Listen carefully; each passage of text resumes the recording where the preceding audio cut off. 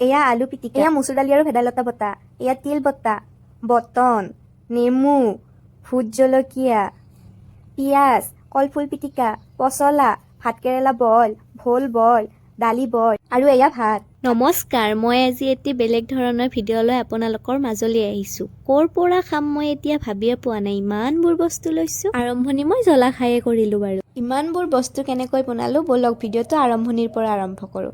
আজি সকলোবোৰ মই বইল বস্তুৱে লৈছোঁ। বইল বস্তুৰেও যে এসাঁজ ধুনীয়াকৈ তৃপ্তিৰে খাব পাৰি মই সেয়াই দেখাব খুজিছোঁ। আমাৰ দেউতাৰ অলপমান অসুখ হৈ আছে, সেয়ে দেউতাই তেল খাব নোৱাৰে। সেয়ে ভাবিছোঁ এই এমাহ আমিও এই বইলে খাওঁ। আমি এই পিটিকাবোৰত মিঠাতেলো দিয়া নাই, আমি এনেকৈয়ে খাই আছোঁ এইকেইদিন।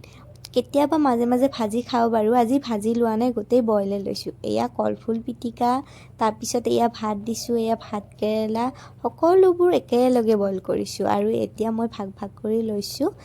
এয়া তিল বটা, নহৰু, আদা আৰু নিমখ দিছোঁ, বেলেগ একো দিয়া নাই। এয়া মচুৰ দালি আৰু ভেদাইলতা বটা, এয়া বটন, এয়া নিমখ ছটিয়াই লৈছোঁ, এয়া দালি, সকলোবোৰ বইল।